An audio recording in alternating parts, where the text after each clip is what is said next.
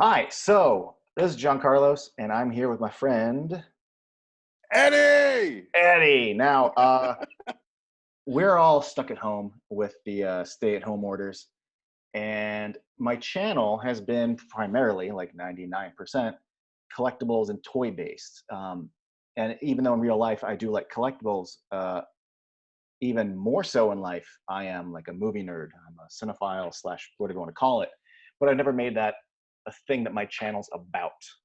However, uh, being that like I'm stuck at home and I'm bored, and one of the things that I miss is talking movies. Like I'm an introvert because I like to sit at home watch movies, but I'm also extroverted about geeking out with people. And Same. one thing that we can't do right now is just hang out outside of a movie theater and talk for an extra hour or so. Yeah. So what's happening now is what we do in life, which is we sit around and we talk movies for a while. One of the reasons I'm doing this is because it's good for me. It gives me something to do. It keeps me happy while I'm quarantined. Hopefully, it'll do that for you, Eddie, and also anyone watching. Hopefully, someone out there finds this amusing or a neat distraction, and this is a distraction for me. Hopefully, it's a distraction for you. So, yeah. Um, Eddie has been my Yeah. since I was summer of '93, summer of '94. 94. Summer Yeah, so I 94. was I was 13. 14. I'm You were 13. 39 now, and I met you when I was 13. And I'm 40. Go And ahead, rub it in. I'm a few months behind you, man. So, yeah, one of my nearest and dearest, and we have movie weekends where we plow through movies, and the only thing Mm-hmm. is that between the movies, we could almost not watch them and just talk instead. Um, Mm-hmm. so tonight we're going to talk about the Child's Play franchise, Child's play! which Because I is got some things to say. which is one of the things that we have bonded about for years and years. So Yeah. I don't. I feel like I want to start off by saying how I came to the franchise, if that's cool with you. Because how it started for me was when I was a child, I did not care for the franchise at all. Um, I was vaguely aware of Child's Play 1, but when I was 8 years old and Child's Play 2 came out, there's a trailer that was the Jack in the Box. Mm-hmm. And I've seen the trailer now and I still flash back to it, but it's a little good guy box, Jack in the Box, and Chucky steps on it, so sorry Jack, Chucky's back. And I remember I was at home in our TV room and I saw it and I screamed and I cried. And because the animation on his face and his voice, I had never seen anything like that before. I already didn't like dolls, I didn't like marionettes, I didn't like ventriloquist dummies. So that commercial fucked me up. And I mean like in that way that like kids get fucked up from it. I cried. I had nightmares when the commercial of Child's Play 3 came on. I had to change the channel and run away. And I did not get into the franchise even when Bride of Chucky came out in 1998. I remember Wow. knowing that it was happening, but I didn't know that I was about to see a trailer for it in theaters. And I remember that shot of like Chucky laughing in the bubbles from the bathtub. And I had to like turn my head as like a 17-year-old going like, I'm probably I'm not scared, but I'm remembering how I felt, and I don't want to watch this trailer right now. It wasn't probably until about 2 years later, maybe 2000, 2001, where I became aware of how funny Bride of Chucky really is. So I went down that rabbit hole. Eventually went back and watched one. Still never watched two or three. So by the time Seed of Chucky came out, like I'm now, even without having seen two or three, I am now like a Child's Play fan because Bride and Seed were my way in when it to me when it became comedic, blatantly comedic, because there is humor in one and two and three, but I wouldn't call them flat out comedies, whereas four and five to me, especially five, are comedies. So that's, and I'd say between 2005 to now, I would consider myself a massive fan, but I haven't been a massive fan for like my whole life. And that's where we're at. Yeah, I remember being scared of it as a kid too. I remember being in fourth grade, and the fifth graders got to choose a movie that they were going to watch in class, and they and it was going to be, I don't, was the original R-rated? Yes. Okay, so they got to choose an R-rated film, and they chose Child's Play. And I remember I had to bring a note to the class that day, and while they were watching the movie, and I knew they were watching the movie, because we had like room dividers, we didn't have actual walls, so we could hear them screaming or whatever they were doing. And I remember walking in to pass a note from my teacher to the fifth grade teacher, and I got to just peek over I remember I thought it was so bad because you needed they had to have their parents sign like releases or something that their kids were allowed to watch this R-rated movie. And like kids who couldn't or who didn't want to were gonna like be in an office somewhere. And so I'm there and I'm just like looking over, like it's like this illicit thing. And I was watching the very end when you just see Andy's doctor or whatever on the floor. And I remember I just saw little feet move into the frame, little hands that looked like Muppet hands to me, drop something on his head, and then I just watched them scurry out of the frame, and oh my God, it undid me. It was like, I was like, oh my God, because he moved like a person, not like a puppet. You know, I grew up on the Muppets. I'd seen creepy puppet shit, but that was a little person running into frame, and that kind of range of motion I was not prepared for, and it scared the crap out of me. I didn't really watch the movies in their entirety until I was in high school, and I think the first one I saw was Child's Play 3, and we'll talk about that when we talk about Child's Play 3. But I liked it enough, and we'll go on from there. Yeah, but massive fan as well today. Massive fan. We will go on from there. Just so everyone knows, we're just kind of run through the franchise chronologically, and then rank them, because I love making lists and ranking stuff. Although I will say, heads up, this was the worst list I've ever had to make. I normally love it, but the problem with this franchise is that I hear your kitty. I know, she's right here. She wants attention.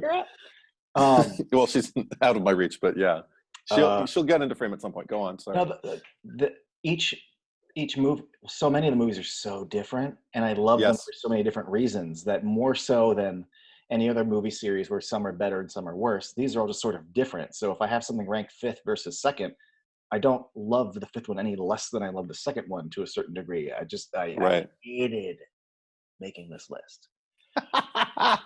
And I actually had already started a ranking earlier for my own purposes, because you get to a point with these movies when you've seen them enough where you don't want to watch them chronologically anymore, because even though you love the franchise as a whole, maybe there's like, and this isn't true with the Chucky franchise, but it's true with other franchises that I watch with regularity, like horror slasher franchises from the 80s particularly, where watching them chronologically, towards the end, they kind of dip down, they tend to, and it gets a little depressing. So I thought if I rank them and I watch them from worst to best, I'll always end happily. I'll always end with the happiest. You know, it'll be a slog to get through maybe the ones I like least, but at least I'm giving them a chance. I'm rewatching them, because I mean, that's what a horror fan does. I think you revisit it after you haven't seen it for a long time to see like, well, maybe I've changed, or maybe I'll see something that I didn't see before, or maybe I'll just kind of make friends with how disappointed I was when I watched it. But with this franchise, well, I guess we'll get there. But yeah, so I had already started a list, and now I've revised it. Yeah, I've revised in my brain list too, to a certain degree. One thing that I do is, besides chronological, is sometimes I'm just in the mood for what I consider the saga points. Like I watch 1, 2, and 3, and that's the Andy Barclay saga. Yeah. And then to me, because the first 3 are they lean towards Andy, right? Yeah. 4 and 5 I find interesting or Bride and Seed are interesting because like Chucky and his crew are like the main characters. Versus you're following Andy and his plight. Now you're actually along Chucky's journey more. Less scenes about people. Right. And then with the other 2, it becomes her character already escapes my head, but Fiona Dorff's character. Oh, Nika. Yeah, Nika. So we have like the Andy movies, the Chucky movies, and the Nika movies. And I'm usually inclined to Mhm. watch like Bride and Seed or Cursed Cult or That one makes and two. sense. Sure. Yeah. Before we go on, I just want to declare now, spoiler warning, if you've never seen any of the Child's Play movies or seen some, if you have any inclination to see them in the future and you want to stay spoiler free, now Watch them. Watch just them. watch them. Like, Stop this, go watch them, and come back if you want. But yeah, we will be you'll going in get a depth. lot more out of this podcast if you if you watch the franchise first. So having said that, you recently, even before we go into the chronological list, you recently Yeah. saw the remake. Yeah. You have some thoughts.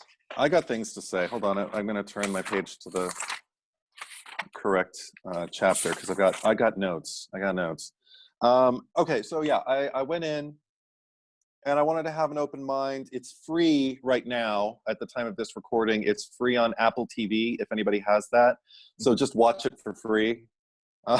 Or don't.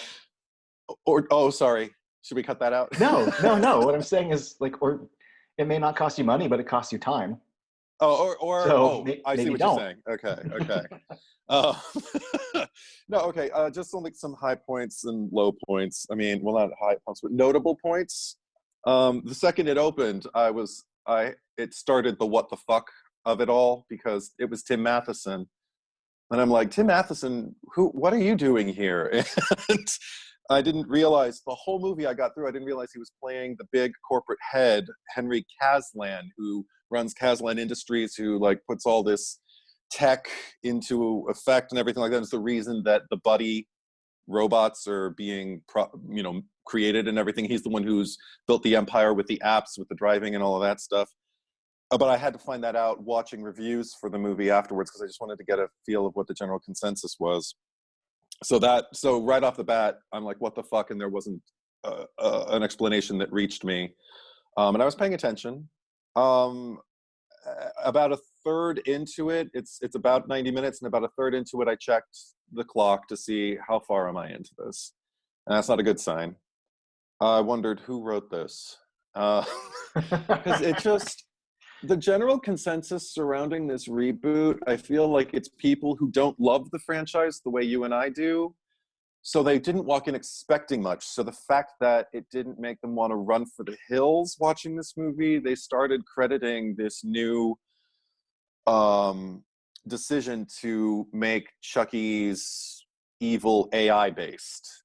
And they kept talking about how at least it's a new spin. And I thought, and maybe if you're looking at it from a Child's Play standpoint, but isn't every Black Mirror episode, I've never seen it before, but isn't every episode about like how your AI and your cell phone is going to like lead your life and technology needs to be stopped because it's evil, or Yes. at least it's eclipsing humanity and that kind of stuff. So I thought it's already been done, probably far better than that. I've heard about Black Mirror intensely. I will watch it at some point, but I feel like I've already seen it. So I'm watching this, I'm just kind of like, okay, I know this has been done before better. Also, the fact that Chucky is completely devoid of any humor. He's just this kind of, interestingly enough, kind of 90s era villain, but not Chucky, like those stalker movies or those possessive, inept friend movies. Or like, I thought about Sleeping with the Enemy. I thought about 1 Hour Photo. I thought about A Dangerous Woman, a movie where Deborah Winger, it's kind of like Deborah Winger's 1 Hour Photo. And There I've are even thought definitely about, Sleeping with the yeah, Enemy vibes.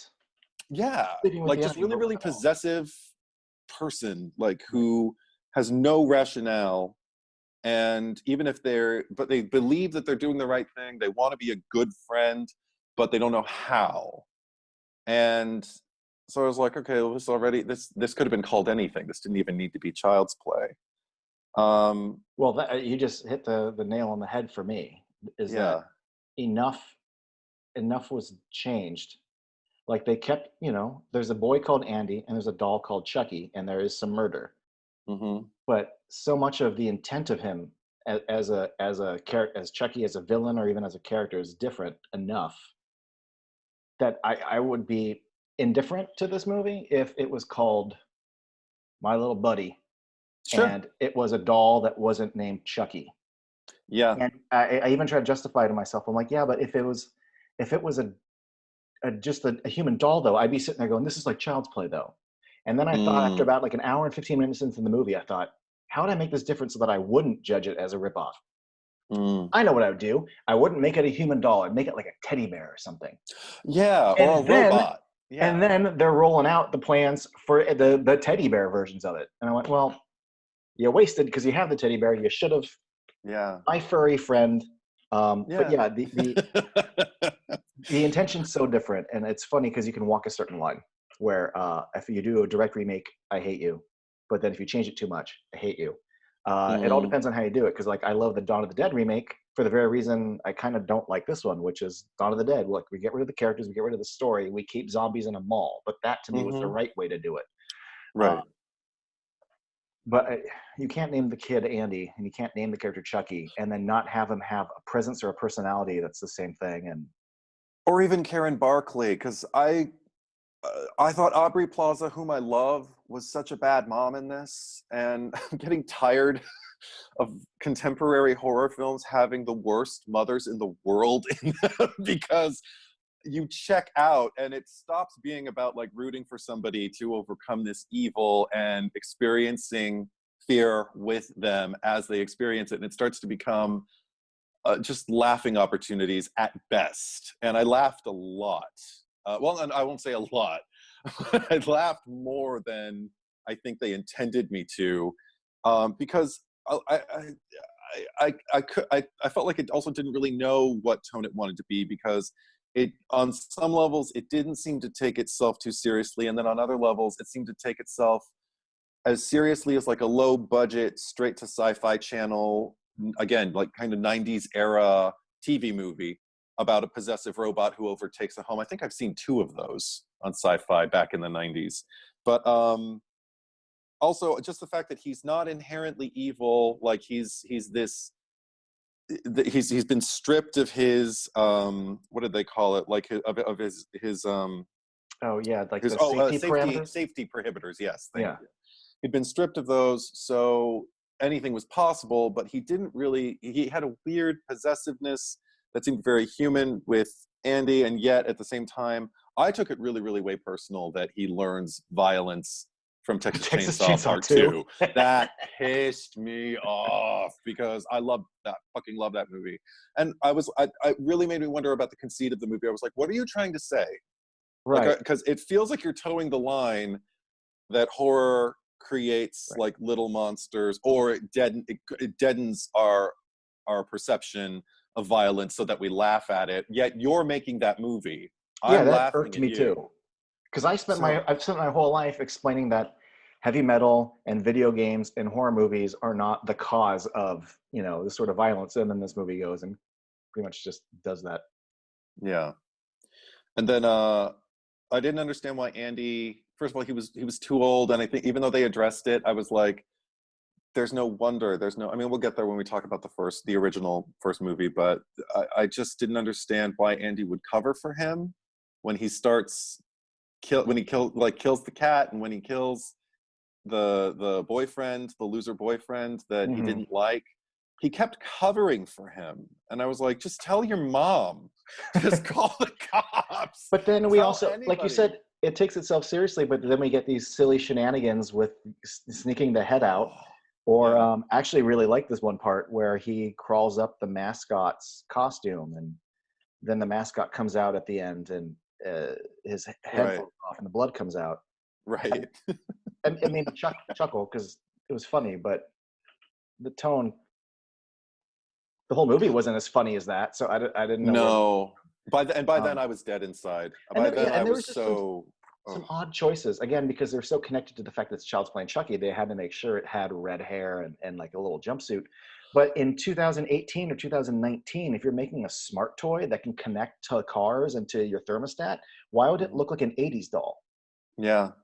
It should have been streamlined. It should, that's why I say if it wasn't going to be like a teddy bear or something cuddly to appeal to a child, the thing is like kids are much cooler now, and they don't Right. seem to have the same sentiments that you and I had when we were kids.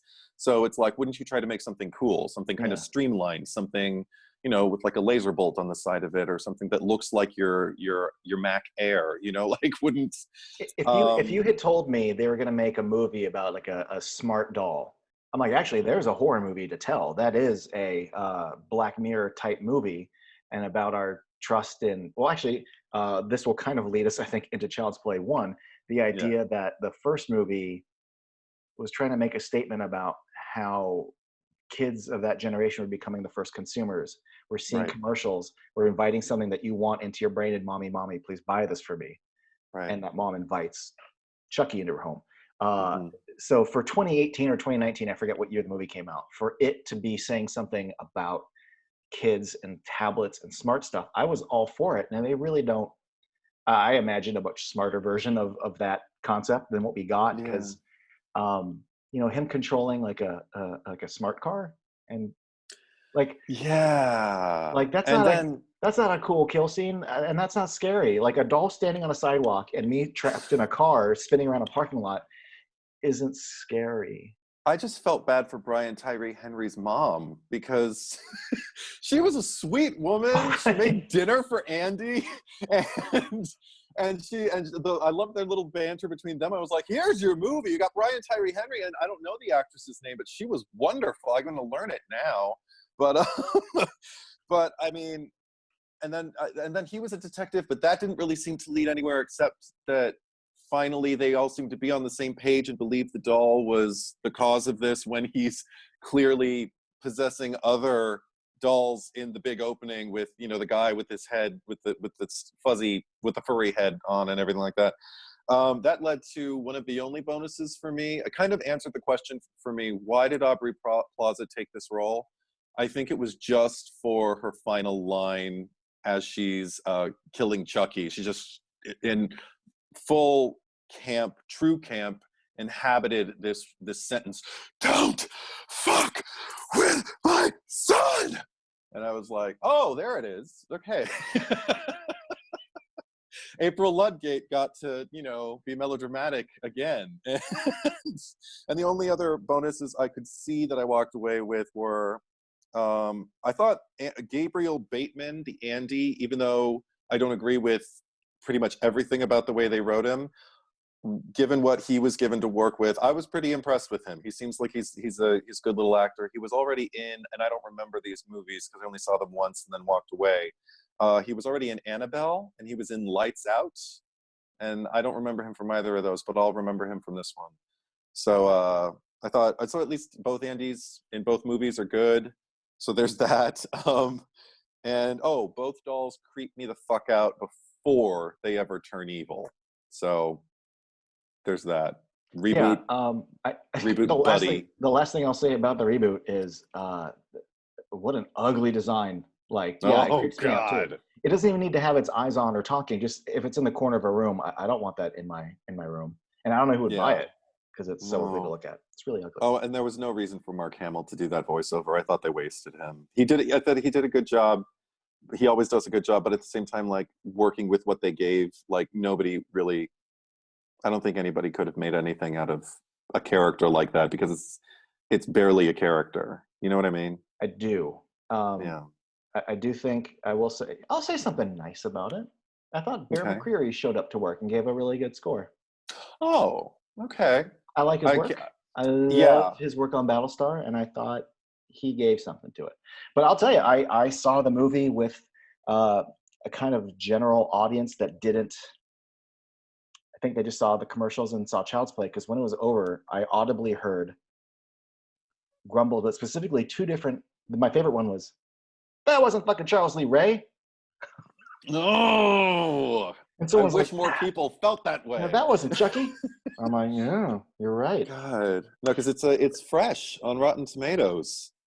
It's like a 63 or something like that today as we're recording it. But it's a competently made thing, I guess. But I mean, when you compare it. But speaking of Charles Lee Ray, yeah. Enough of the reboot. Let's dive in. Let's go. Yeah. In fact, I'm going to call this now. This is going to be a two-parter. Okay. Because sounds good to me. So, I don't know. Well, tell me what you think about Child's Play. um, I just, I love it. Mm-hmm. And Oh, I okay. mean, this is the thing, especially watching it off the heels of the reboot, because the reboot is what I watched first before I dove in with the rest of the franchise. Oh. And by the time I got to our Child's Play, 1988 Child's Play, I just felt myself kind of lean back and nestle myself under the blanket I was using, and just, this movie's like a blanket for me because I feel like I'm taken care of. I feel like Tom Holland directing and co-writing, uh, and he had already done Fright Night. He had already done the script for Psycho 2, and I love both of those movies. And he brought Chris Sarandon with him, which is awesome. Yes. Oh, Chris Sarandon and Brad Dourif, two Academy Award nominated actors in this little killer doll movie, and not phoning their performances in at all. Both of them, we can go into each one of them in detail, but and also a little trivia tidbit. They were both nominated the same year in 1976 for Best Supporting Actor. Chris Sarandon for Dog Day Afternoon. Incredible. One Cuckoo's scene. Nest? And Cuckoo's Nest for Brad Dourif, where he masters a stutter like no actor I've ever seen before. I know. I know Or since. Huh? I know he won a BAFTA for that. Yes. Yeah. Yes. And should have won everything after that for every role he does. Fact, But and we're talking about Brad Dourif. That was one of the soothing things that got me also into this franchise. Was by the time I got to watch Bride, I had become familiar with Cuckoo's Nest. I loved him on X-Files, so like that yeah. helped my brain go, oh, it's that guy you like, and he's in it, so that makes it better. Yeah, and of course, Exorcist 3, which no spoilers. And Lord of the Rings and Dune, yeah. and I mean so much. Yeah, he's just, I mean, he can kind of, I don't think I've ever seen him in anything. Even if it's something that I have like a divided opinion about, I still can see him delivering. Like, I'm not a huge fan of Rob Zombie's Halloween installations. No, hold your comments. We'll discuss that at a later point. But Brad Dourif as Sheriff Brackett, oh my God. Oh, especially in 2. I love him in 2. Yeah. Oh my God. He's on screen and I'm just like, look at this sweet man. Who could ever yell at this sweet man or be angry at him? And well, speaking of Brad Dourif, one of the things that I really like about his performance, or Chucky as a character, and I felt it even when I watched the first one again recently, that I wouldn't call him an everyman, but he does have a very quote unquote normal voice. So when we think of Mike Myers or Jason, there's heavy breathing and there's no dialogue. Right. There's squeals from Leatherface. Candyman and Pinhead both have like deep kind of otherworldly presences. Even Freddy has like a growl and a menace to him. But Chucky just kind of sounds like this. Yeah. It's, like when he he goes to the voodoo guy's house, it's like, hi. And there's so many, not even when we get to the funnier movies later, it's just, he's just a guy who sounds like this. Well, and I mean, also that I do tend to have like favorite either lines that he speaks as Chucky or favorite expressions on Chucky's face as we go through each movie. And with this one, it was lines. Some of my favorite Chucky lines are just, hi. Mine too. And just like, I thought you were jerking my chain, but not now. Not now. And just like, you will never see, I mean, as funny as Freddy Krueger can be, like, he's never going to be that adorable when he speaks. And yeah, I mean, I could go on about Brad Dourif like all day and night, but just, I mean, but when he does scream, you can feel like the blood on the microphone. Yes. And oh my God. In that same regard, where if I find his sort of not generic, but his like humanity as just a speaking person goes, that same scream though, if I heard that in a room, I would shut up and be scared. It's a very, I don't know, reminds me like Heath Ledger, with the look at me in Dark Knight. If Brad Dourif was like, you bitch, like I would run. Yeah. It's when he's in that toy store and he's screaming just like, no matter what, or whatever. I mean, just like, and that's another thing is like about the movie, it sets this tone. Like you've got Chris Sarandon chasing down Brad Dourif, and also Brad Dourif just a minute before screaming, "No, don't leave me, no!" No, So, Eddie. Yeah. yes, the full range of the kind of the vocal stylings. Like we got the two opposite ends of the spectrum, and he's going to explore everything in between this whole movie. But then you got Chris Sarandon chasing Brad Dourif, both Academy Award nominees, and he's shaking his fist at Chris Sarandon about how he's never going to, he's going to come back and get him. And it's melodramatic. It is larger than life. And yet at the same time, I don't feel like anybody is throwing anything away. I don't feel like people are going, true camp for me is always about investment. It's always about, it doesn't mean you invest less and just kind of posture through something. It means you invest way more than you ever would. And it's got a theatricality to it. That's what true camp is for me. And that's what I feel like this movie, when this franchise gets campier, it doesn't feel like it's veering away from the original kind of conceit of the first movie. It feels like it's just kind of elaborating upon and building upon a piece of this foundation that's already been laid. Does that make sense? Mm-hmm. Okay.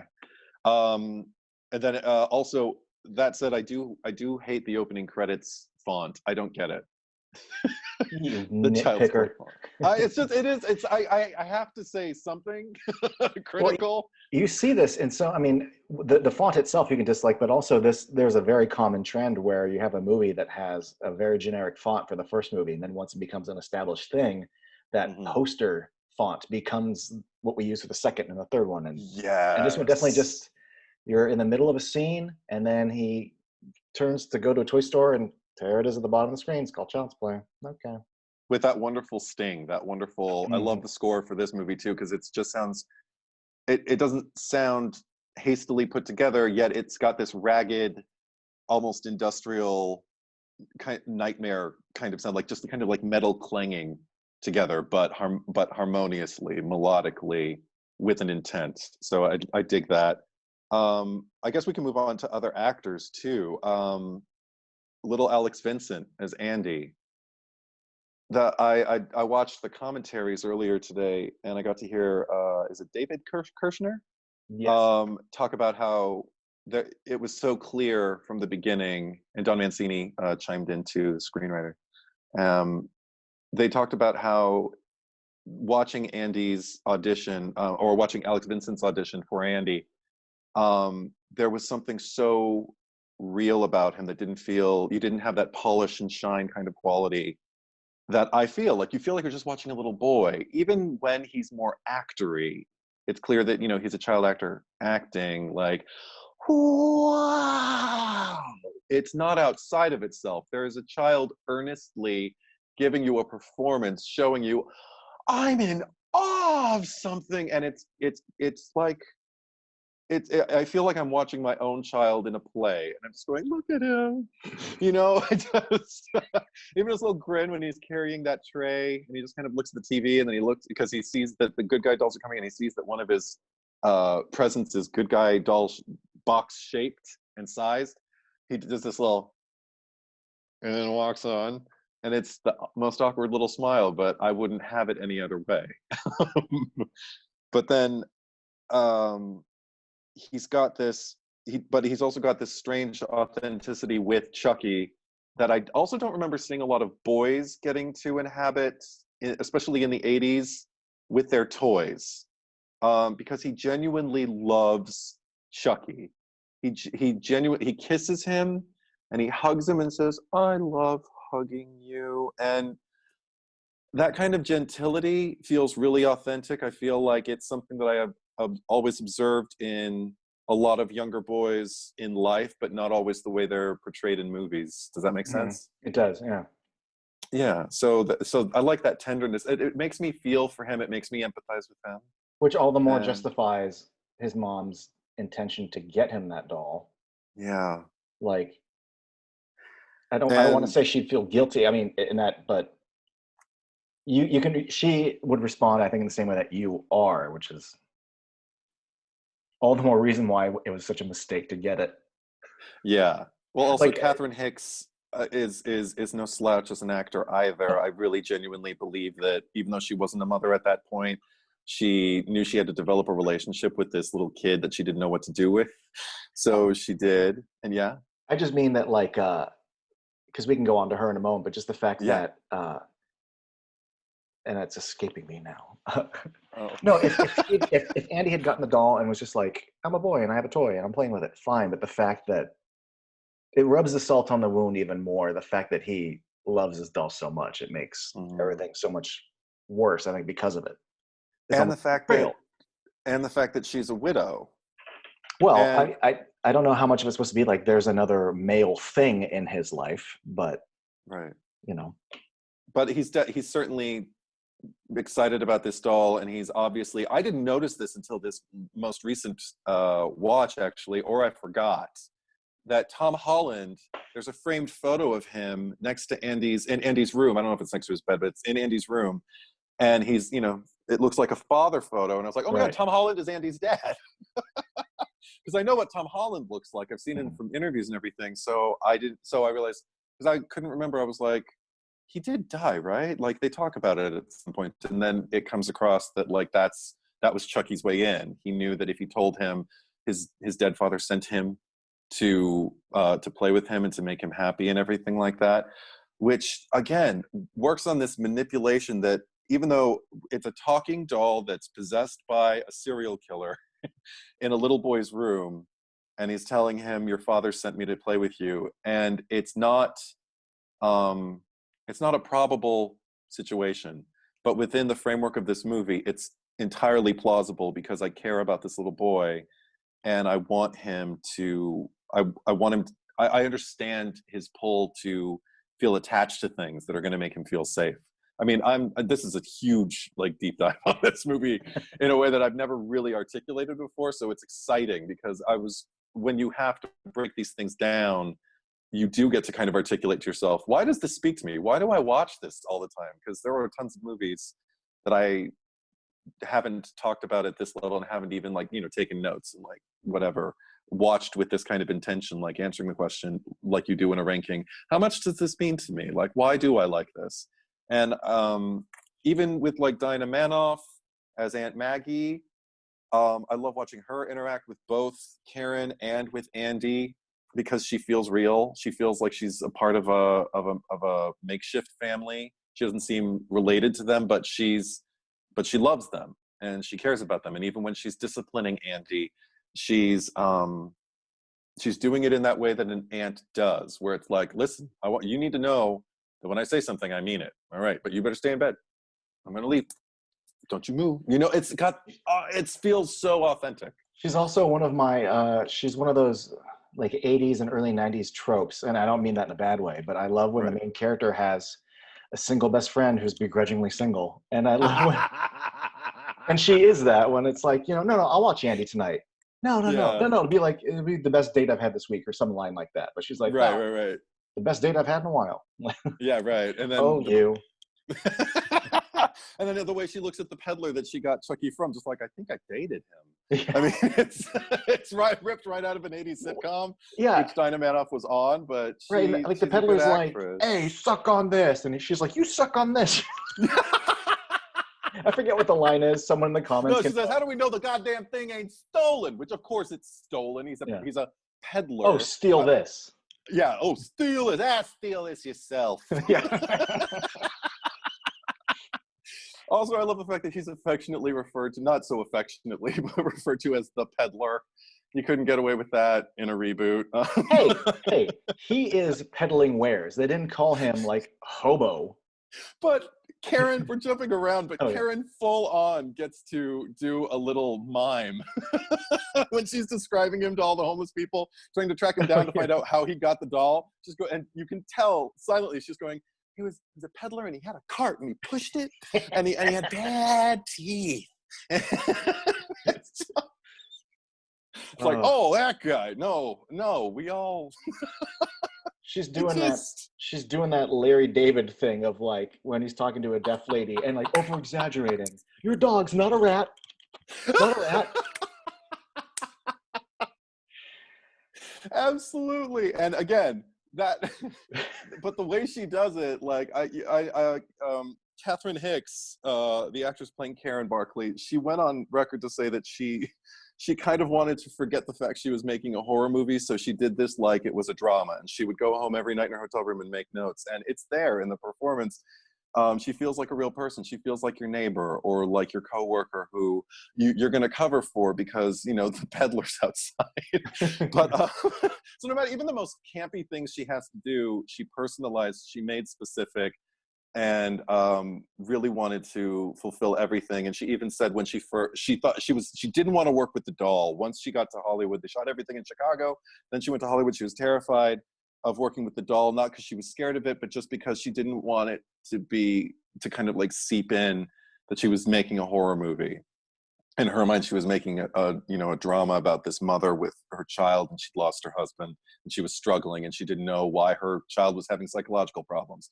But then when she saw Kevin Yeager and his team working with the Chucky doll, and all the like 12 people like working on it, she saw how sophisticated it was. Then she was like, oh, cool, I could do this. I'm impressed. Artists are contributing to this. And I feel like the whole movie is that at every stage of the game, even when it tends to opt toward camp, it feels like something that people invested in. I would agree with you on that, and also specifically her take on it being a drama, not a horror movie. Because one of the things that I liked okay, so I didn't do like a deep dive rewatch before this, but I did rewatch 2 because it's the one I've seen the least or had the least exposure to.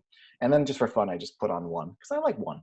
But watching 1 after 2, and just watching 2, one of the things I noticed about 2 was that because I'm always going to remember how 1 looks and feels, but 2, and this is neither a bad thing or a good thing, but it's at times shot like a horror movie. There are choices with shadows and angles that you don't see in comedies unless they're spoofing. It felt like there were very horror-y choices in here.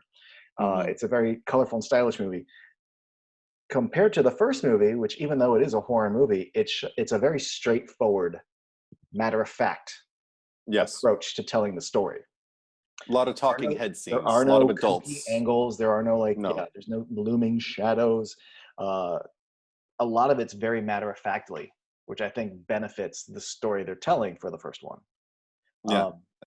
In fact, one of the things that surprised me the first time I ever saw it was how much you don't see Chucky as a killer doll for long stretches of it. And I couldn't help but wonder, like, are they trying to make me think that this is Andy? Because I know that the adults could think that Andy is lying and Andy is crazy, and look at the little pajama shoes that he has that match Chucky's footprints. But I'm like, who are they fooling though? Like, especially once you get to like the POV of Chucky in Eddie's place and we see the hand. But that's when the first time I saw it, I realized they're not doing it as some sort of reveal where, hey, it's a doll, did you know? But just so much that at least it puts you in the framework of Andy's mom or the police, so that when Andy is saying something, we get how they're feeling. Yeah. Because we don't have a visual point of reference to see what Chucky's doing, which to me makes the reveal when she's in the living room and she realizes there's no batteries in the doll and she's about to throw them in the fireplace. That's why we have been showing it the whole time, because we get to have the same pseudo reaction that she is genuinely having. And that's the image that I think scared a lot of kids too, was like that Chucky screaming and biting, and even though I think he's this face, even though is for a long time is the face I don't care for. All of his he makes that same I am too. In Bride of Chucky, when he gets thrown out of the van, he's making that face as he goes out of the van. And even the first time I saw it, I'm like, oh god, it's that face. Now I'm fine with it. Actually, I like his little scrunchy face. Yeah.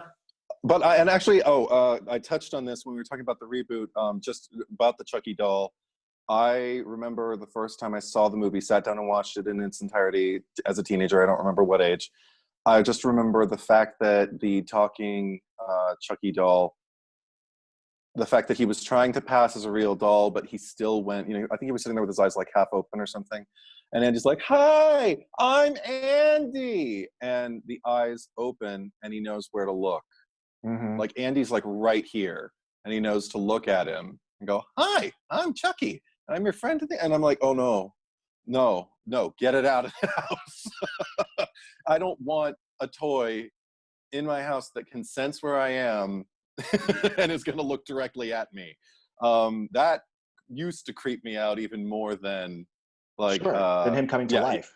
yeah, Well, yeah, yeah. and Because at least when he comes to life, like I don't know, it felt more Muppety to me. just you describing that reminds me of just how much it's a really great balance between allowing us the doubter's point of view, but still giving Mm, us time with Andy to still be on hmm. Andy's journey by still giving us moments with Chucky, but never pulling back the curtain and showing us. And just that little Right. eye bit is it's great. Like there, in someone else's hands, we could have teetered one way or the other, but this movie walks a line Yeah. perfectly And also, that you don't get just with the to, sequels, because once you've done that the first time, yeah, you never have any doubt, yes, and also you're choosing to stay with Andy, so you're always going to have until you get to Curse, which we'll get to later. yes, yes, we will. But Probably just much later. yeah, probably much later. But given how much of a dive we're taking here, because I'm not done. No, just wanted to elaborate more on Chris Sarandon and how much I appreciate him in this role, because it could have been such a throwaway stock detective role, and yet he right almost from the get-go when we see him with Karen after Aunt Maggie falls to her death and Detective Mikey comes in and starts asking her questions, just like a detective would, about Andy, and she gets all defensive and goes like, "What are you implying?" And he just kind of laughs and, "I don't know."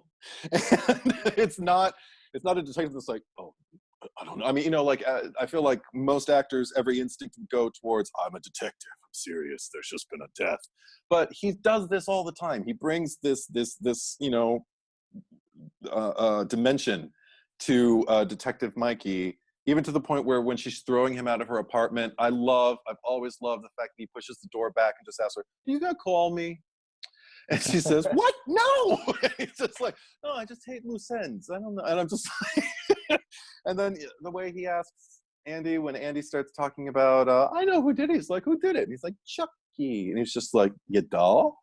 It's just, he's kind of delighted by all this because it's different. It's not just like an open and shut case. There is a little bit of mystery to it, and so it's interesting to him, and almost a little exciting. and And yet and also he's very yeah, relatable to me once when the mom comes down and yeah, she's talking to him on the street about how, like, okay, so there's no batteries in the doll the whole time and blah blah blah blah, and he has this sort of look, and I for some reason I watched that scene the last time I saw it, I wasn't placing myself in her shoes, I was placing myself in his shoes. yeah, And if I listened to that, I'd be like, lady, you're fucking crazy, I'm gonna go away now. exactly. And he has this whole beat and it's all right there of like, oh, you're fucking crazy, I'm gonna walk away now. Just that It's line, perfect. that "Good night, Mrs. Barker," and Uh-huh. he walks away. It's Yeah. He's perfect keeping the because, civility. yeah, Yeah. like, okay, you know what? You don't seem like you're a danger to yourself or anybody else, but I'm done. I'm like, Yeah. I we've don't want to be entertained in a this lot. You're very, conversation. very And yeah. tired. You need to go to bed. I've had that reaction to people at parties, with a certain level of annoyance, where you're just Yeah, like, yeah, yeah. but you're drunk and I don't want to piss you off. So just like, And we're done. okay, I'm gonna go. Yeah, right. I've never had it as a cop to a stranger, but I know that feeling. Yeah, it's So yeah. that, and it carries on in the authenticity with. I mean, I guess because in ranking, like, it's predominantly going to be performances I'm going to discuss. But Andy, if we can just kind of zip toward the end, uh, the moment when he's left alone in his little cell and he's screaming through the bars, "He's going to kill me! Please, please don't leave me, please." Oh my God. And he doesn't really remember, Alex Vincent doesn't really remember how he cried, and other people have gone on the record saying Tom Holland made him.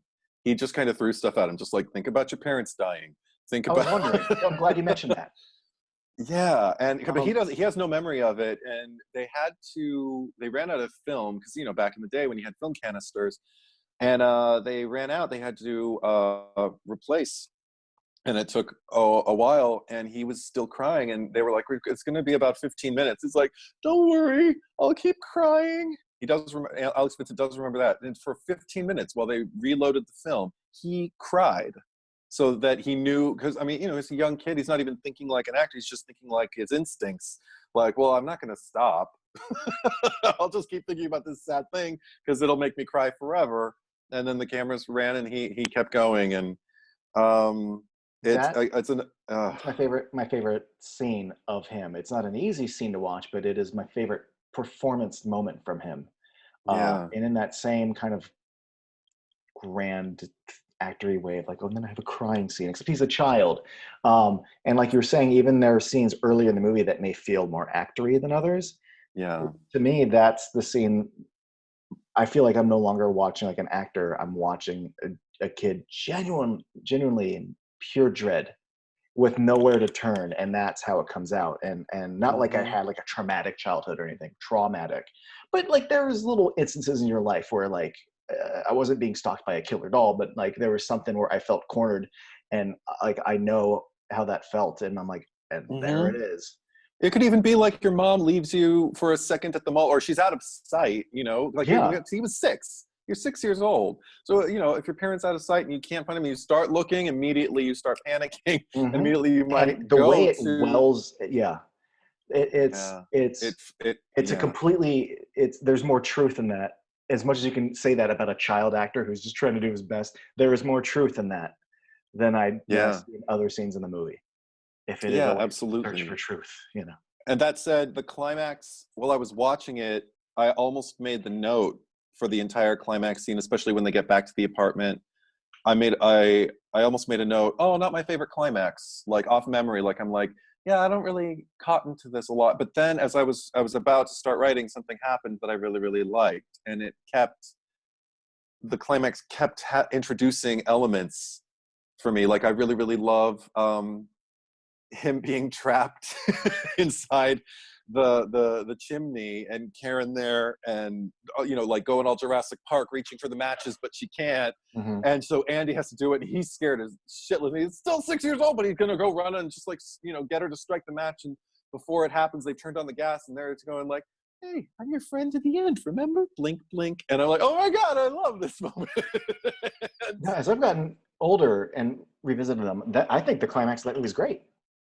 I mean, I know it gets shown up because the idea of the climax of 2 is such a cool, and the execution's great. But no, that first one and the way even when he's burned and he's still going and just, it's great. But also, one of my favorite things about that, when you it's a doll, and it's an animatronic, there's like 10 or 15 people operating it, and then for really wide shots. It's like a little person or a child in a suit. But when it's in their living room and I know his size and I see it get up and walk, it wasn't until years and years later that I found out that they built another living room set at a bigger scale. Yeah. Like, it's such an obvious trick, but I was just so into the story. I didn't understand how I was seeing the doll move with someone else in the frame or with a couch in the frame. And I almost feel stupid for admitting that, but it works so well. Even the forced perspective in the hallway when Andy's way in the foreground, and you just see the back of his head as he's like scooting back, and there's the charred Chucky. Again, that's one of my favorite things. That was one of the things where I was like, oh yeah, he gets all charred and ugly and everything, where you can see and I could tell it's a dude in a suit, stuff. but I also was so confounded about the scale of everything and how they got a dude in a suit to fit. And then, but that's a great choice. You always hear, about the use of miniatures or the Lord of the Rings and how they got, the hobbits to fit in certain scenes and the size of things, or, God forbid, cats with these giant sets. But that's a great trick, and it really, really works in that movie. Yeah. And again, Brad Dourif's vocals just like, give me the boy and I'll let you live. I mean, it's operatic. And yet this is where the movie has to go. Like, I mean, this was another thing where I was just sitting here going, watching Karen hold the doorknob as the knife is being punched through, getting closer and closer to her face. And she's just going, ah! You know, I mean, it's glorious. It's like watching fireworks, you know, cinematic fireworks. And also, you know what? That brings me to another trope that existed a lot in these 80s slasher horror movies that I felt like this one dealt with really, really well. I used to become so frustrated by the disbelief by other people of what was going on. So the one person who kind of believed looked crazy, and then maybe slowly somebody would, you know, the way that's introduced, I never feel frustrated in this movie. I never feel like, God damn it, kill her, you know, or about anybody in this movie. They always kind of find out at just the right time that Chucky is alive. And right down to the end with Detective Mikey's partner not believing him, bringing the head, and they're like, don't use it. He's like, what are you talking? It's just a doll. And then he, doesn't he see the body? The body goes for him while the head is cheering it on, going, kill him, kill him. Love the idea that they're another separate entities, and the head is now cheering on the body to choke Detective what's his name. But that he finally, you know, shoots it in the heart, and it's dead, and that has that wonderful like kind of fade from Brad Dourif's voice to the original Chucky toy voice, just like, hi, I'm Chucky, wanna play. Oh my god, creepy, really good and creepy. But and he asks, you see Chris Sarandon's character ask his partner like something like, you know, I don't even remember exactly what the exchange is, but it's just like, oh, do you believe me now, or something like that. And his partner says something to the effect of, yeah, but who's going to believe me? And I love that it starts already introducing this weird Chucky knowledge family, you know. Yes. Like once you've been attacked by Chucky and survived, you're part of this group of survivors that I hope all of them come back for the pending series.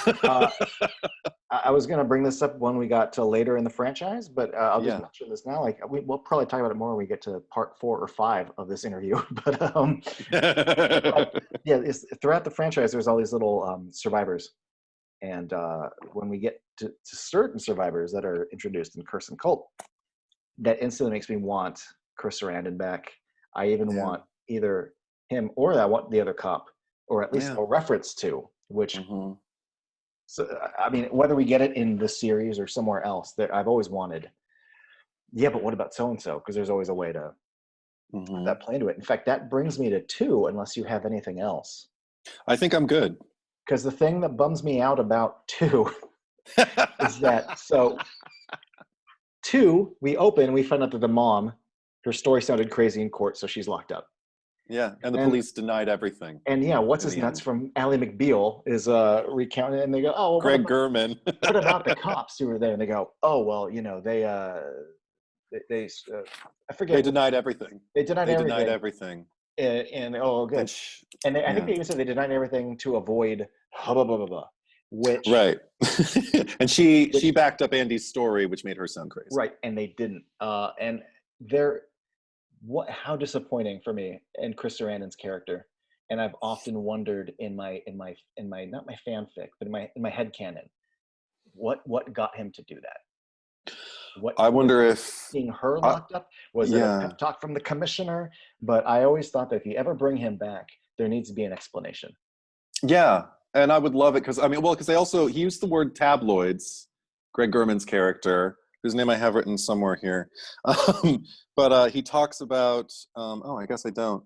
But he talks about how he used the word tabloids to describe the fact that the police denied everything, which makes me think, okay, the most sensational thing is to move an extreme. So it's like the police's story versus hers. Maybe, I mean, there are options. Like maybe he quit the force because they wouldn't corroborate his story. And then maybe that maybe he had to sign. I always thought maybe he was threatened and it got to a point. Yeah, that would be cool. Because I don't want him to be a bad guy. Right, and I always figured, like, well, what if he got threatened by the company? But clearly the head of the company doesn't know, so it's not him. So I don't know. I always want to know why. Yeah, Sullivan, the head of the company. who I like a lot. Good actor. I don't know his name. Um, I, uh, I thought it was random because I watched them out of order. Thought it was random watching in the beginning of 2, even when the eyeball machine electrocutes the engineers, and all of a sudden propels the main one, the one with the lines, through the window towards Sullivan and Greg Gurman. And then I realized when I rewatched the first one afterwards, Chris Sarandon does the same thing when Brad Dourif goes into when Charles Lee Ray goes into the doll. He And the gets Toy propelled Story. through, I mean, the toy store. Yeah. into the toy store.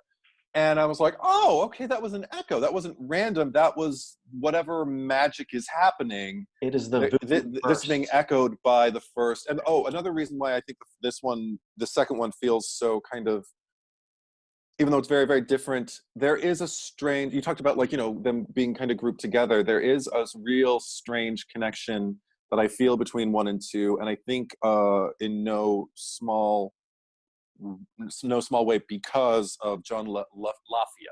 I don't know how to pronounce his last name.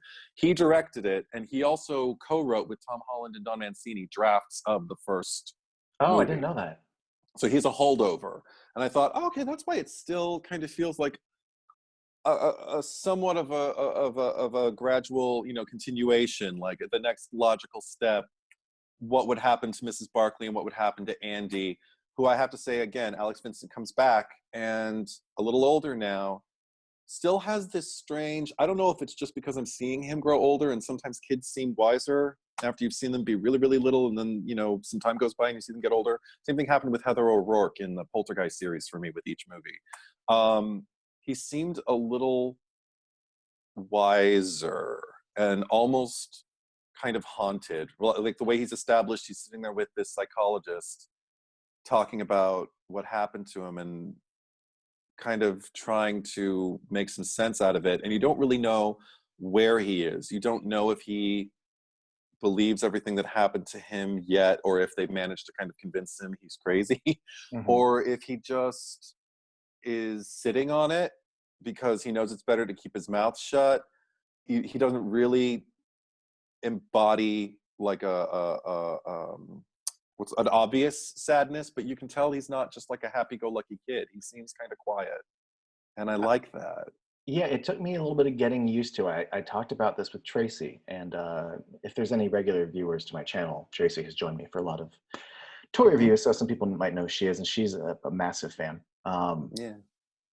I always thought his performance was a little stiff in that sense that if Chucky is now coming into this house and attacking you in your sleep, and then I love the bit where this is when he's tied up in the bed. Yeah. Once the I forget his name, but the guy who's running this house, this foster home. They're the Simpsons. I didn't Yeah, bother. I don't want to call him the names. Dad, but you know what I mean. The foster. Yeah, father. Mr. Simpson. He's taking Chucky out. He throws him downstairs into the basement, closes the door. If I know that I have a killer in my house who wants to kill me, and I would have a hard time sleeping that night, and the next morning going to school, I would be very agitated. And I thought it was such an odd choice for him to not be so agitated and going to school and just. I don't know. That's not how I would have behaved as a kid, and it wasn't until Tracy pointed out to me that she's like, I never read it as a performance thing. She's like, I always thought it was more like a calm readiness, like he's older, and I started looking through that prism of like, he's been through it, yeah, and he's got no one now, and now he's kind of ready. And in fact, that backs it up, because when he's in the bed tied up. And he gets the one hand free, the first thing he does is takes a swing at Chucky. Yeah. And I'm like, okay, so maybe it's more boiling under the surface. There's like a quiet confidence there. Yeah, absolutely. But also well to appreciate that. And also the fact that he's continually, he's still young enough that he's open to trust people, yet like he's being continually let down, particularly by this family, by the Simpsons, who I have a lot to say about. But the fact that he I don't know, the fact that he keeps being let down, I think where would you go? You would naturally pull inward until you found people like Kyle, played by Christina Lees, who I love, until you find someone who you really can build some kind of relationship, because he's not completely shut down, but at the same time, I think he knows where not to look for warmth, because most of his conversations with the Simpsons, particularly Mr. Simpson, are arguments. Like the first, I wrote down, after he's kind of settled in their house, Jenny Agutter, as Mrs. Simpson, asked him, "So what do you think?" And he's just like, yeah, love her, American Werewolf in London. And most recently of Marvel fame. Yeah. Yeah, heavily featured in Captain America Winter Soldier, Yeah. as Black Widow's mask. But no, Jenny Agutter, she asked him, like, what do you think? And he just says, "I'll get used to him." And I'm like, fuck you! Okay, it's been said over and over and over again, but this couple has no business fostering children. Yeah. Because they don't have any interest, it seems. I have so many notes of like, just like evidential point after evidential point. Oh, I hated even slight stuff, like the fact that like when he first gets introduced to his room, Jenny Agutter is just kind of, like fixing it for him and talking to him, but she's not really listening. She's like asking him questions, but she's not waiting for answers. And he's kind of distracted. So she just keeps talking. And at one point she just says, "I bet blue is your favorite color." And I'm like, why didn't you try asking him what his favorite color? You're just trying to fit this kid into this room you built, and you thought boys love blue. So I bet, oh God, the fact that right after that, when he sees the Chucky doll fall in the closet and reacts the way any natural child who's been through a traumatic event with a doll, I mean, they know his backstory, runs to the hall, gets caught by Mr. Simpson, played by Garrett Graham is his name, but Mr. Simpson, and he just says like, "It's only a doll, do you hear me?" And like immediately goes right out of the gate, just like, "Listen to me." Grabbing him by the shoulders and shaking him, saying like, "It's only a doll, don't be a baby." And doesn't she also offer to like get rid of the doll? And I thought she meant get rid of the doll. Yeah. And then no, it turns out no, we get rid of it from your room. Yeah. I'm just gonna put it. It's gonna live downstairs now, next to my Yadro or whatever the frickin' porcelain thing, which is right there by the bottom of the staircase. Anybody could trip over it, kick it, knock into it, accidentally sit on it, and if it's been through it with your family for generations and it's that breakable, put it on a high shelf. Why is it there? Faucet, why is it there? Doesn't even have like a dome, like the Rose and Beauty and the Beast or something. I mean, that would just be more dangerous because it's more breakable material. But no, let's blame the kids and really lean into like, let's blame Andy. And there's a lot of. I mean, you told me why they're terrible foster parents, but the one that gets me was, so we're spending a lot of the movie with him going like, "I don't know about this kid." Jesus. And she's, his lack of tact, like I get where he's coming from, because there's some shenanigans and he knows the history of the kid. And like, maybe we're not the right people to be watching him. Like he needs special care. He's kind of right, but his execution's terrible. But what gets me is he's been dropping the same kind of beats to her. Mm-hmm. Then when he falls down the stairs and he's like upside down, Yeah. When they come down to the basement and they find the position of his body and everything, she reacts not as if, "Oh no, it's an accident." And granted, it's easy to sit there with logic and judge people who are not being logical, but it does bother me that she instantly jumps to scorn towards Andy. Yeah. And is instantly like, "Oh no, he was right the whole time." Like, yeah, get away from me. Yeah, you monster. Like, yeah, she sucks. Awful. I mean, and the thing is, she's kind of presented to be the softer side of the couple. Right. And she ends up being just as brutal, if not more so. Like, it's a horrible thing to scream at a child. I understand seeing him would be shocking, but to jump to that conclusion, which it must have been you. Right. And not like, "Oh, I tripped and fell." No. And also, and I do have one more minor thing that I took issue with, but it's a big thing with me. It was a real tell for the fact that you're not feeling maternal for this kid at all. And I wonder if Jenny Agutter made that choice, because she's a legit actress. When she read Hansel and Gretel to him, she was so detached and uninterested. She's like, "And so they followed into the woods and they... I mean, no voices, no. And then, because I wonder, I'm like, am I being too much of a stickler? Like too much of a, and then I watched the teacher in the scene. She's reading Pinocchio to the class and she's feeling it. She's sitting there going like, he jumped around screaming, I am alive, I am alive, you know? And I'm like, that's how you read a story. God, the teacher's more maternal than his freaking foster mother. So that's not worse than what you said. It's kind of anticlimactic for me to bring it up now, but I just felt it needed. I haven't heard anybody talk about it yet, and I wanted to bring it up. I'm glad you did. Thank you. Then, so I mean, that's something like I talked about with the first movie. I don't ever have that like, God, would somebody just believe him already? I don't ever have that with that movie. It seems to kind of like walk that wonderful line of disbelief and then slowly coming to question and then realize. In this movie, I do get frustrated with The Simpsons really, really quickly, and I remain. I'm never on their side. I'm never on their side. Yet Kyle, I am. Yeah. And it doesn't feel fabricated, because I first time I ever saw Christine Elise was in 90210, like most of the American youth in the 90s. She played the kind of girl from the wrong side of the tracks who drugged Jason Priestley one night in a club. And she was like this like similar kind of role, actually, kind of like kid with a rough life, a rough backstory, but there's something in her that's reaching, you know. She's got like an open heart, like it's guarded, but maybe it'll open for you, kind of thing, you know, kind of like a female Dylan McKay with Perry's role. And I feel like I really liked the way she became a coach for Andy, the way she got to tell him, listen, I've been where you've been.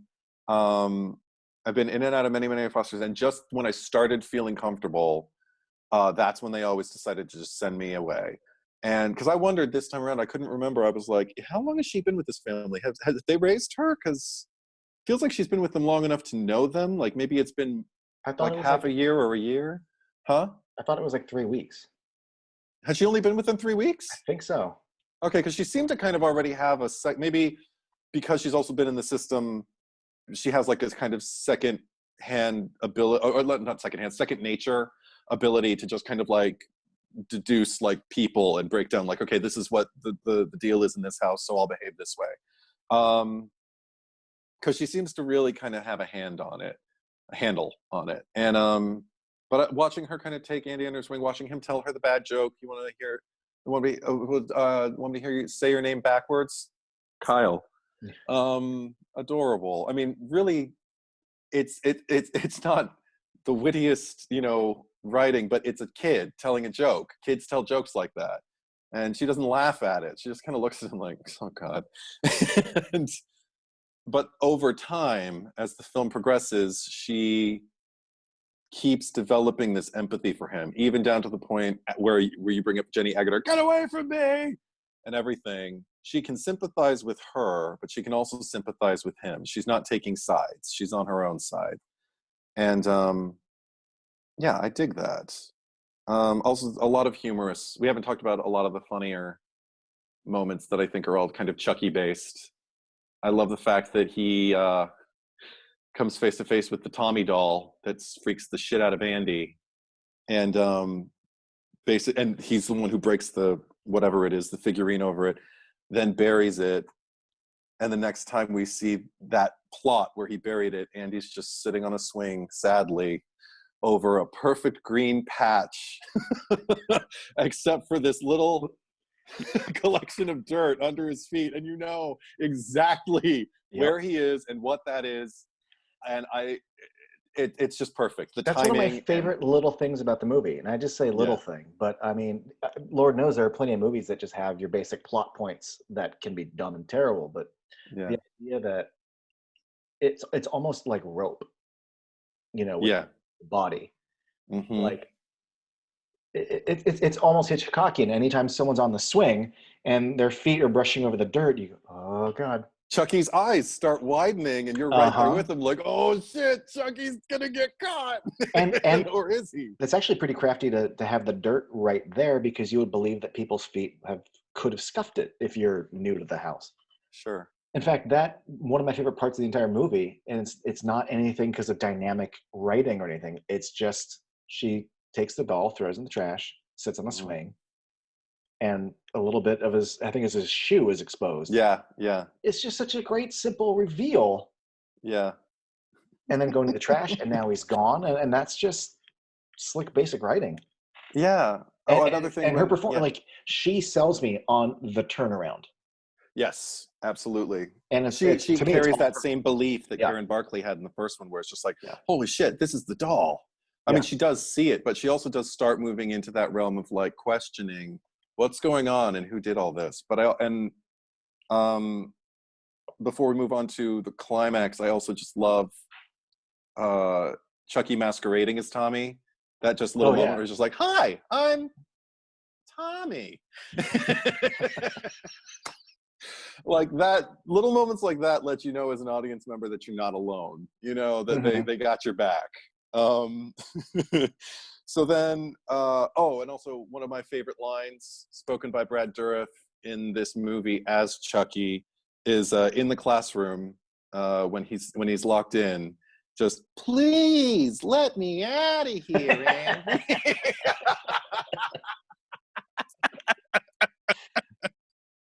Just a tiny little sweet, like I don't even know. I don't know how do you describe it. It's great. So yeah. Oh, and also I had a question for you. Mm-hmm. What do you think? Are we supposed to think that when they discover that Joanne is Jenny Aguter's character's name, Joanne Simpson, when she turns around, a la, you mentioned Hitchcock also. There's Hitchcock. We won't be able to cover all of them, but there is Hitchcock all over this franchise. Homages everywhere. When Kyle walks into the bedroom and sees that Joanne Simpson is sitting there, a la Mother Bates, and sorry, spoilers for Psycho. I'm always afraid I'm going to spoil that for somebody. And she turns around and she's been strangled, but her neck is also bleeding.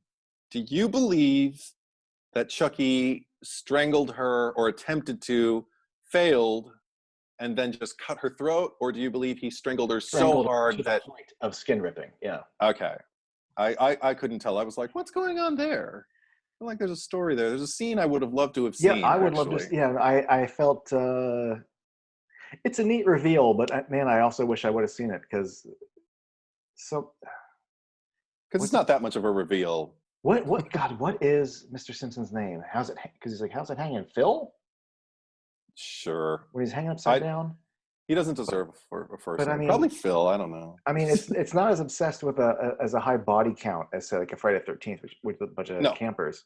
So I mean, we got to kill somebody. So kill that teacher and kill the social worker. Right. But then we don't get the satisfaction of not satisfaction, but come on, it's a horror movie. We want to see people get killed. But yeah, we don't care about her. It's a kill that happens off camera. But she's neglectful enough, and when she turns on Andy, that I'm like, well, let's see that happen. I would like to see her realize that she's wrong, because that's what he does when he's hanging upside down. Even though I would have preferred them to have more of a gray area before they discover, like wondering, like, well, what if there is something going on? Give me the scene where there's a build and there's tension and Izzy in that room, and then like she opens the door and like boom, there he is, and we cut away, and then we see the aftermath. Right. The finale, which I mean, there's things about the finale I like, but the one thing that really surprised me when I watched it this time that I don't really recall having any strong feelings about until this viewing was they're driving, and Chucky and Andy are in the back of a Chicago Sun-Times van or delivery truck, which is great because the first movie took place and was filmed in Chicago for all of its exterior locations, whereas this one was filmed in LA and Pasadena. And then like, make sure we get the Chicago truck in there. It just makes me laugh. Yeah, that's nice. But then they get into a little accident, and then Kyle gets out of the car and they're gone, and she looks over and we just happen to be at the factory. And because it's been a while since I saw 2, I always thought there was, or at least vaguely remember there being a reason why we ended the factory. Because on paper, when you plot out the movie, you're like, oh, what a great place for the climax, and it is a great setting. It is probably one of the best endings in a movie. It's just as far as what occurs and how it all looks, but it's just. It could be anywhere. They could have crashed next to a McDonald's and they had the climax on like a ball pit. Like it just happens to be at this you know, This giant yeah. factory for where it all began. Yeah. Which, by the way, is in Long Beach. Uh-huh. So I totally want to go when this quarantine Yeah. is all done. I want to go. Hells yeah. And also, the Simpsons house is in Pasadena. Oh, really? Mm-hmm. Okay, So cool. I definitely want to go. I want to go, and I want to bring this little guy with me and, and take some photos of the location. You know, because he's been here, and he can. So cute. Yeah. Yeah. Angelic little guy. Uh, no, as far as the finale, what stood out to me this time that I don't ever really remember it registering before were Andy's reactions when Kyle would go into a hazardous situation, and they did it twice. They did it once when she was going to climb up that roller ramp, which why? But okay, so she's climbing up the roller ramp. Come on, Andy, and he just kind of does one of these. Yep. And and then later, when another eyeball machine, the big factory version of the eyeball machine, we've already seen it kill. The callback. One person. Yeah. She's going through, and she even almost gets impaled. Like she puts her head, she's like, oh, and then it goes back up. She's like, oh, it scurries. Come on, Andy, and he's like, I mean, it's just like this. Really? Do we have to crawl through all this machinery? And I had never noticed that before, and I really, really appreciated it.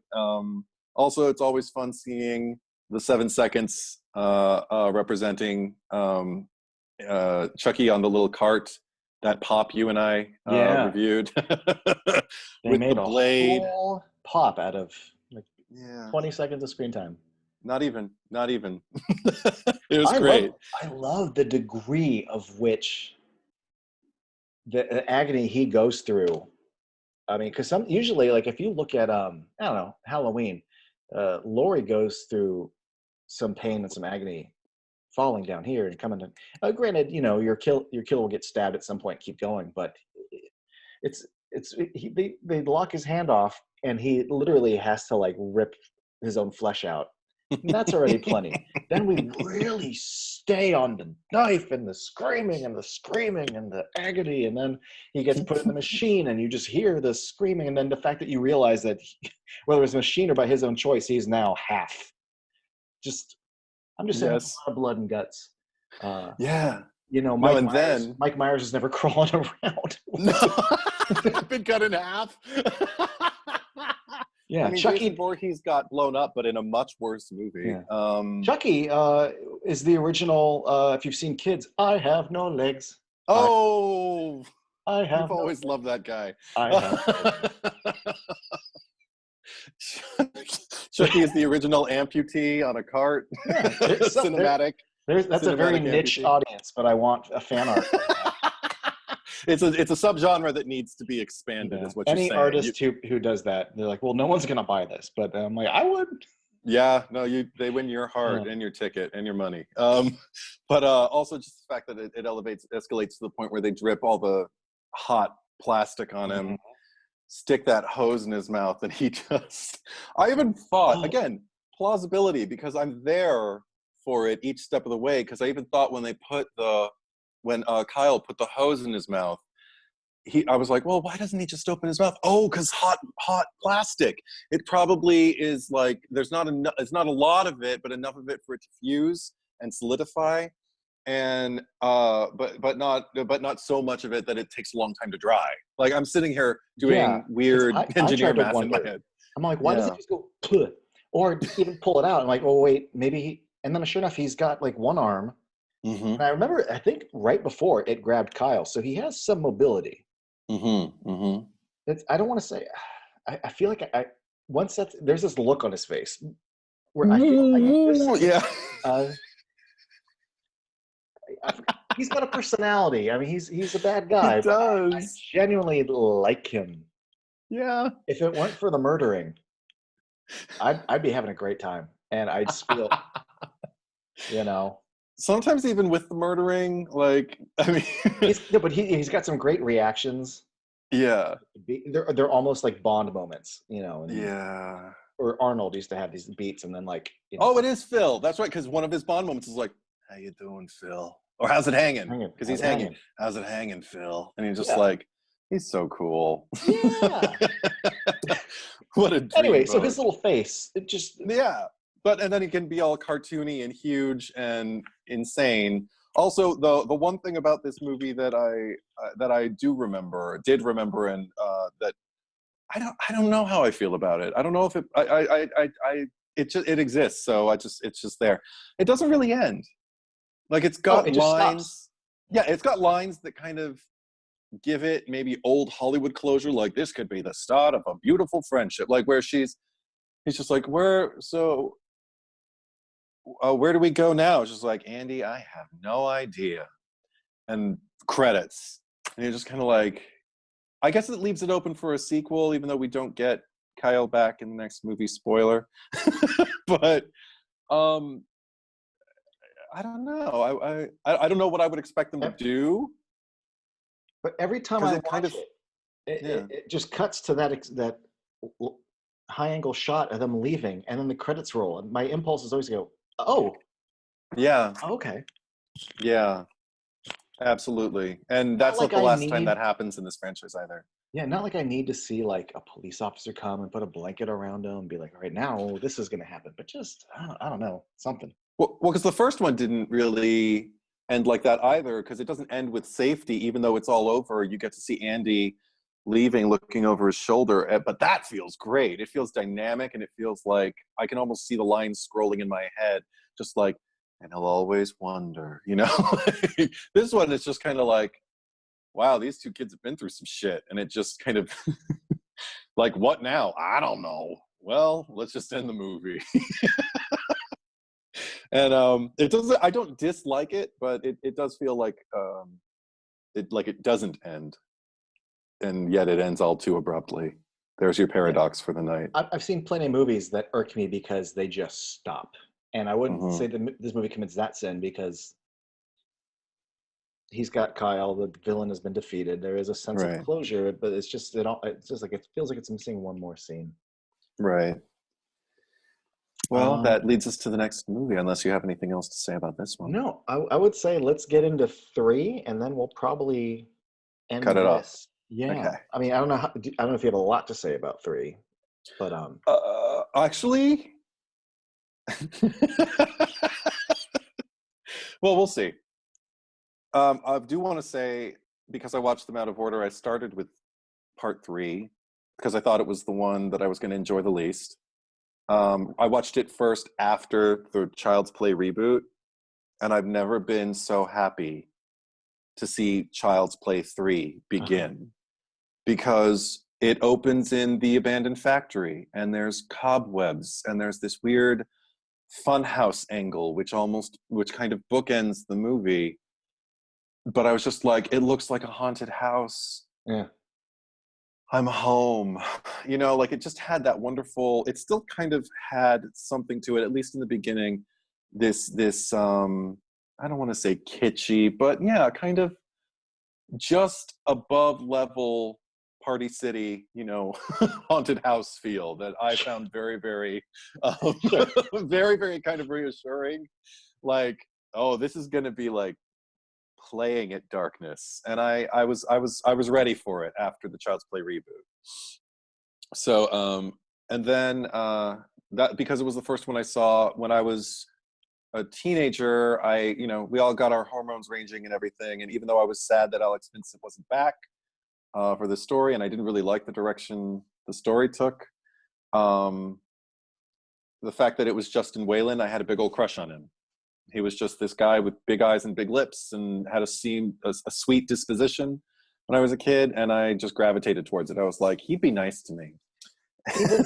Even not getting Alex Vincent back, Yeah, automatically I feel like I'm not going to like the new guy. But for what's asked of him, he's totally great in the part.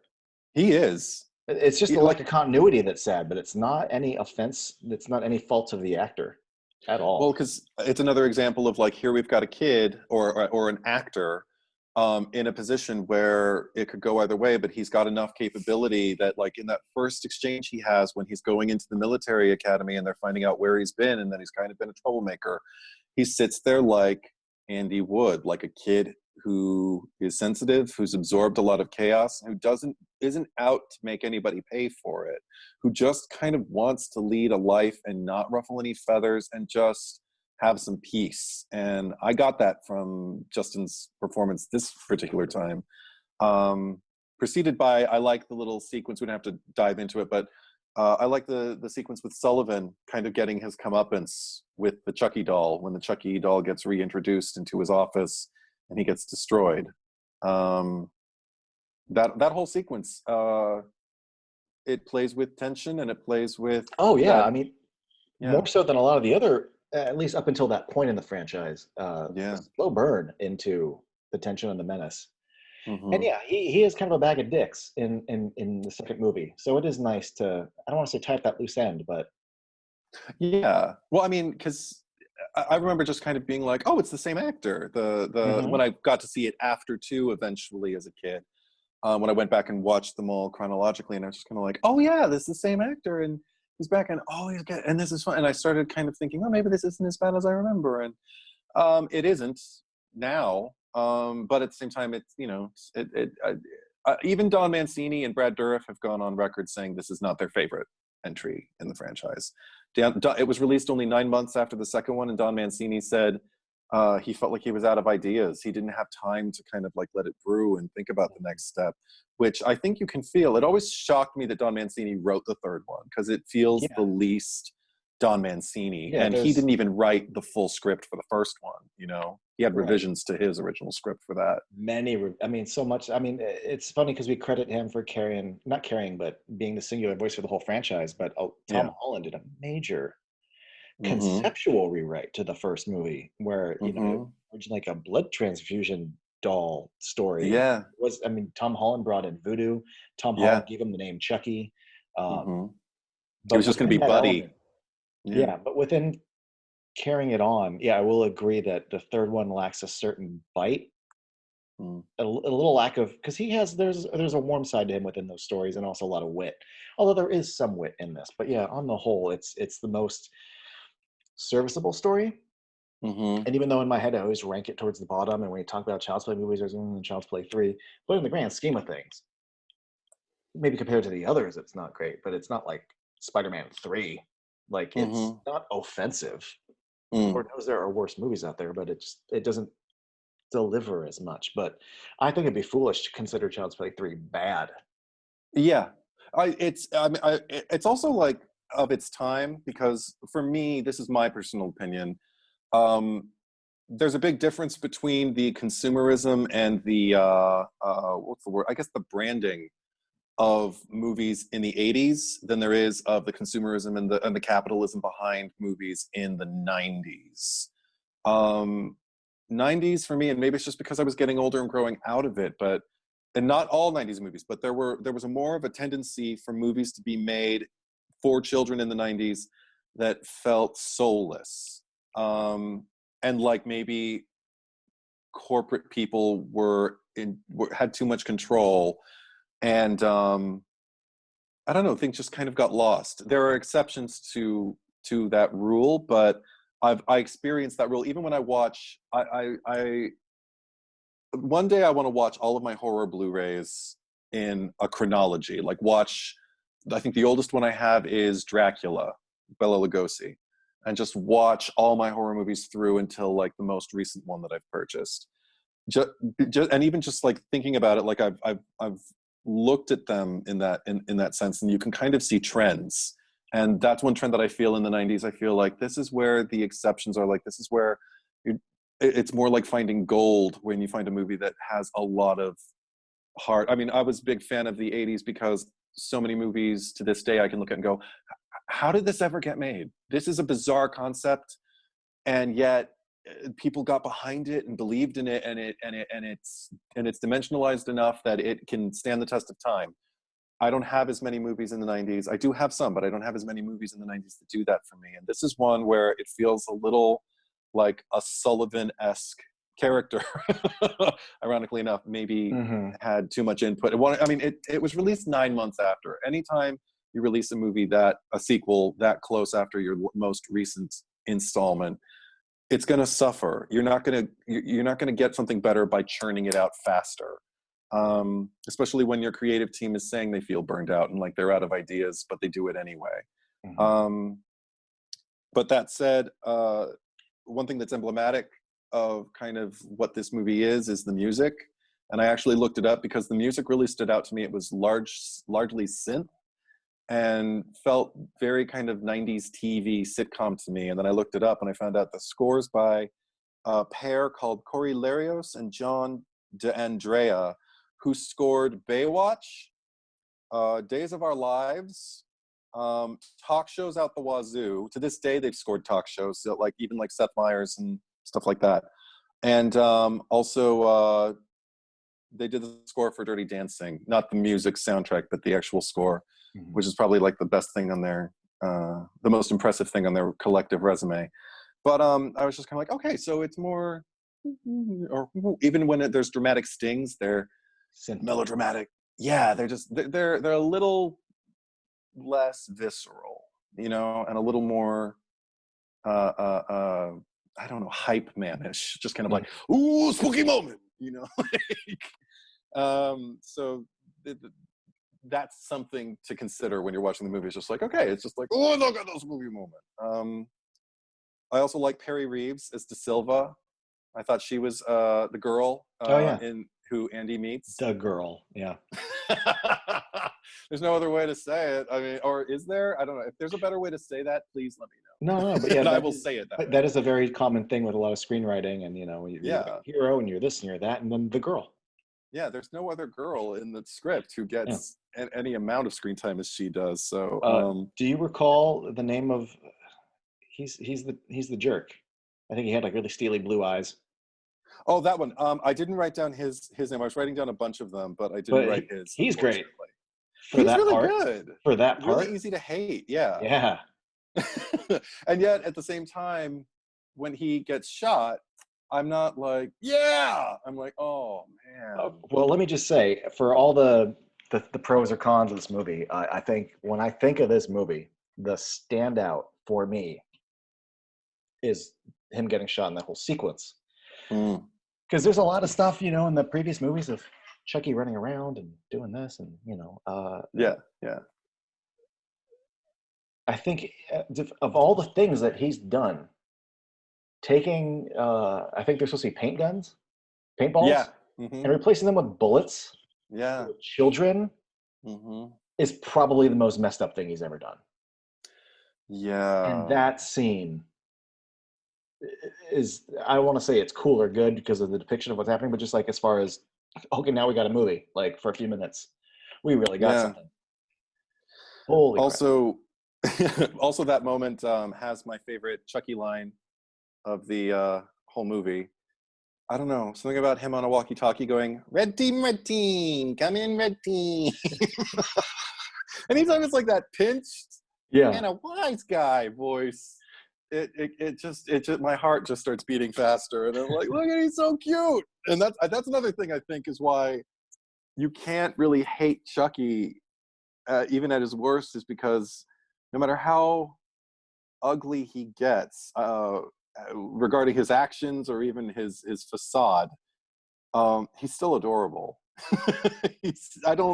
I never find him ugly in any of these movies, this original run. It's funny, this movie features, I think, the worst thing he's done, which is bullets with kids. And also just, however many years later, just saying the words bullets with kids has a whole new context. And school kids, like they are at a military academy, so that's even worse. But also, I think the line is Chucky's going to be a bro. Yeah. I don't think was that probably considered cringeworthy back then. And I'm not going to really poo-poo the movie or anything, but I do get a cringe when I hear that line now. It also, again, it doesn't feel, it'd be interesting because there's no commentary for Child's Play 3, so I haven't heard Don Mancini speak about it as much. All the facts I got on it were like via IMDb and whatnot. I've seen But plenty of lines that have aged far worse, and I'm not yeah. flipping tables over it, but it's just uncomfortable. Whenever I hear it, I just go. "Mm." And it doesn't feel like Don Mancini, and it doesn't feel like Chucky. It feels like the '90s to Right. me, like the worst of the '90s, or well, maybe not the worst, but the most mediocre. Um, Also, I didn't realize until watching these three movies that Chucky in the original trilogy always loses his right hand at the climax. I never drew that conclusion. It definitely happens in one. Yeah, and in the second one, he with the blade, and then in this one, it gets shot off, I believe, right before he falls into that fan and everything. It's just like Star Wars for a while there. With each Yeah, movie, yeah. we just never get to see the mechanical hand, which, Yeah. or well, I mean, Is that? I wonder if that's meant to be a Star Wars reference. I wonder that would. Because Empire and Jedi had come out. Well, actually, Mhm, all three at the time, because the dude in the bar. mhm. Because it became more of a cliche when he had the prequels, because they're like, hey, we're still gonna be chopping off arms in these prequels. But yeah, just Also, yeah, I think my least favorite thing about the movie is the character of Tyler, and you know this. I don't like the way he's written. I feel like, again, it feels like a shortcut to make him just kind of difficult for making, because the story needs an impediment, because Andy can't just have access to Chucky and then dispose of him in whatever way he sees fit.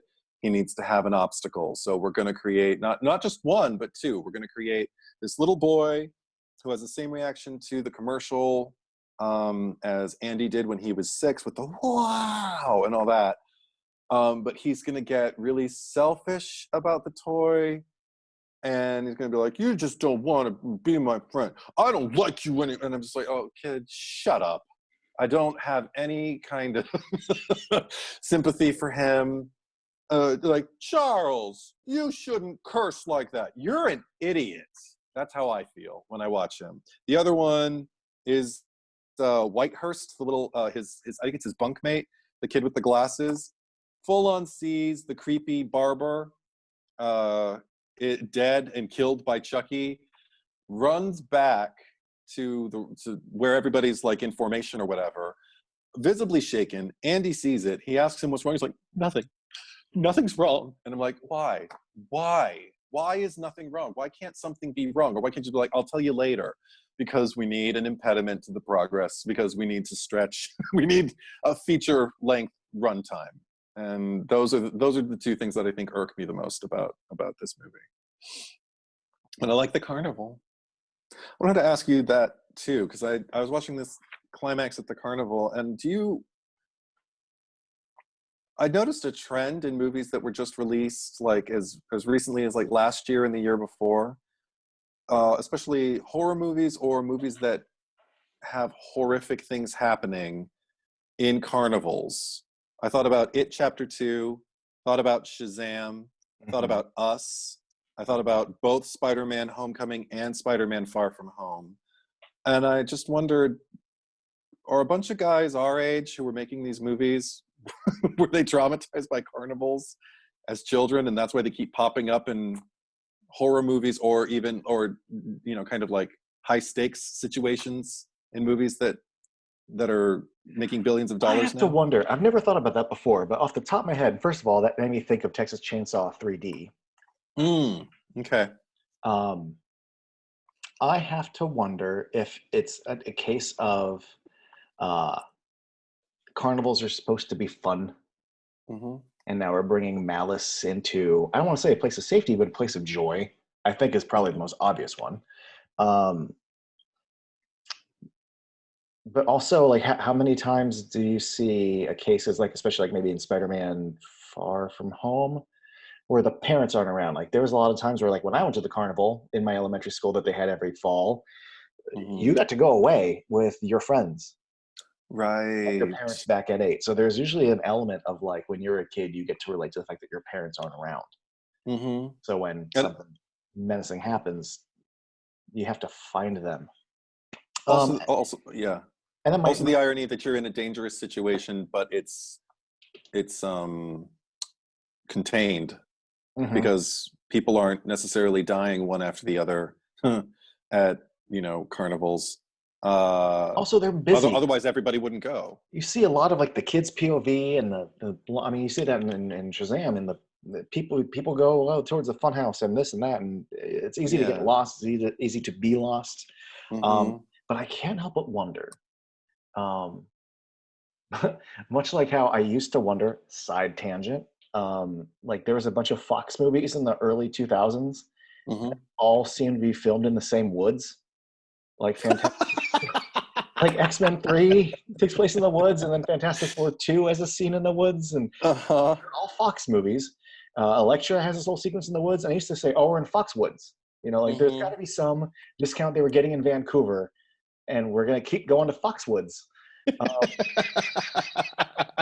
And I can't help but Maybe wonder, it's like the clock tower in Back to the Future. It had appeared in so many movies. It had played school at City Hall to so many towns and TV shows and movies. Like I was actually looking this up. There's like the high school from Grosse Pointe Blank is apparently featured in like dozens of movies. That's like the high school to film at in LA.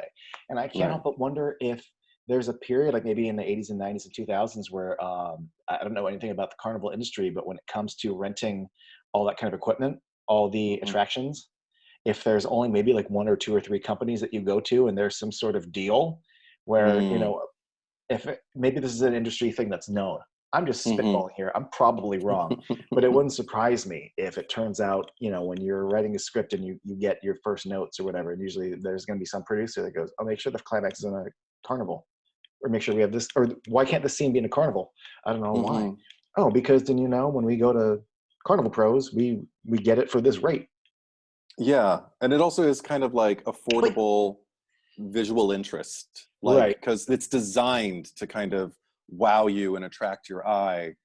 But I mean, all the extras. I have to wonder, like, if I'm just spitballing here, I can't imagine there's still a cost to it. I don't know. I was just curious if there's like I don't know, if you get the carnival, we offer you like a half off rate, and we get to have our name in the credits and blah blah blah blah. I don't know.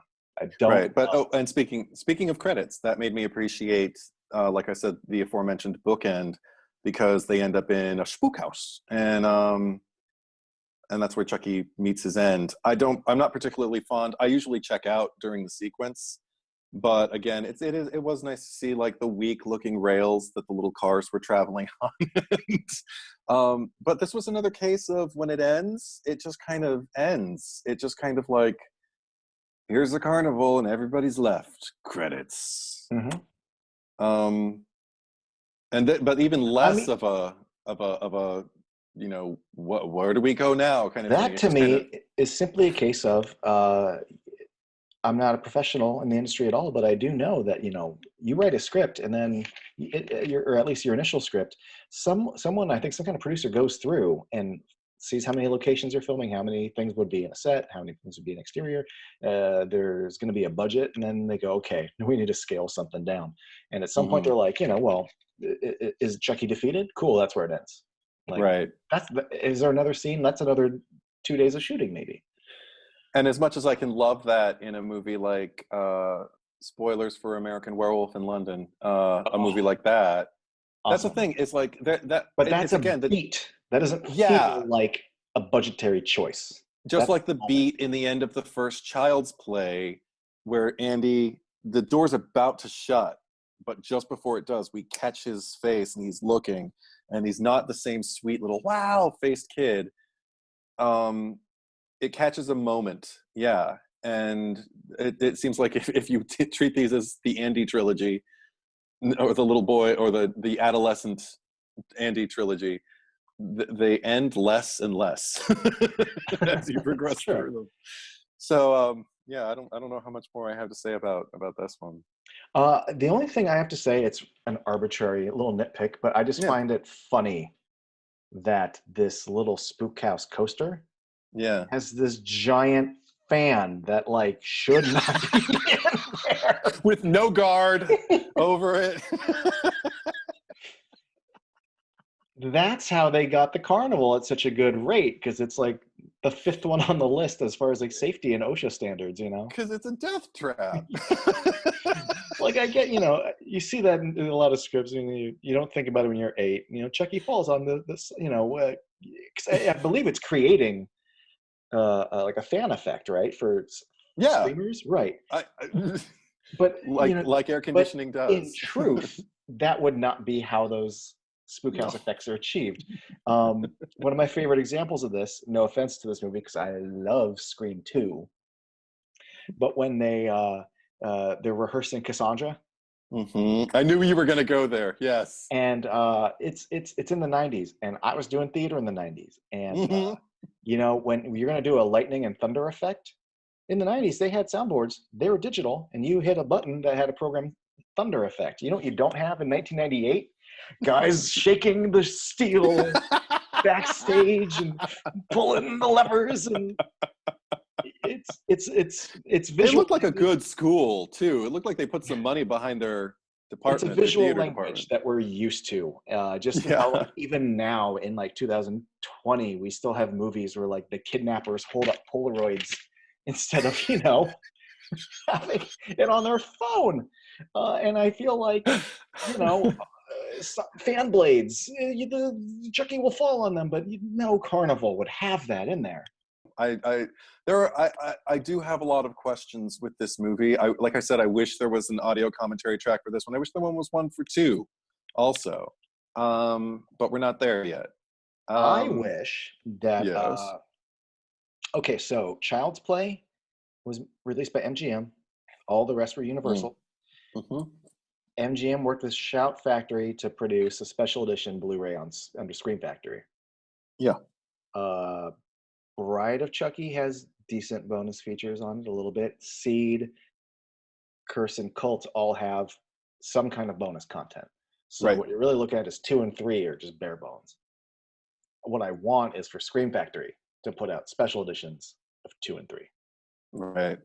If That would. anything, Oh. I mean, I'd love special editions of all of them, but I think 2 and 3 really need it.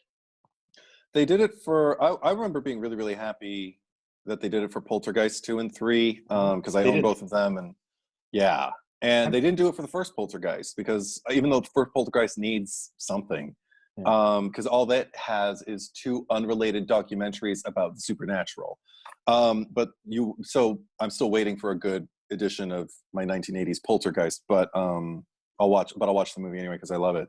But parts 2 and 3 have commentaries and comprehensive like interviews with people who are still around talking about people who aren't, and it just gives you it answers questions you have while you watch them because the franchise does shift as you progress from movie to movie, and not every franchise gets a Never Sleep Again, Elm Street Legacy, or gets a Crystal Lake Memories, or a Halloween 25 Years of Terror, or And anything like that, where you I'm get to not even asking for chronicle. that. Yeah, I'm just asking for special editions from Scream Factory. And every I time they announce, like, oh, here's the new things we're doing, I'm always like, yeah. because I mean, if they can do special editions of Sleepaway Camp 2 and 3 and like the Omen 2 and 3 and 4, like they're not afraid of doing the sequels. Is all I'm saying. One question: has Shout or Scream Factory already done Universal? Well, no, because the original Child's Play isn't Universal. Have they already done Universal collector's editions? Because that might be the reason why. Because Universal, let's just say, anytime I post, even if it's at an angle and it's clear that I'm watching it on a TV and I'm not trying to, infringe on any kind of copyright, but if I'm on Instagram and I'm watching Universal movie and I catch it at a diagonal, so the screen's all wacky, and so I'm not trying to make I don't know, whatever. It always gets pulled down. Somebody at Universal is programmed, or something at Universal programmed to know, oh, our soundtrack is being played, our content is being viewed. Strip that down every time. Every time it's a Universal movie, something has been stripped down. I'm not If going it's to reach for my footage, phone and look it up, but I do okay, know that years ago, Scream Factory released Psycho 2 and Psycho 3. okay, You and I both have foreign releases that have bonus features, yeah, but I do know that there was some bonus content on the Scream Factories of Psycho 2 and 3. okay, But when I think about a lot of stuff, there's a lot of MGM stuff. yeah,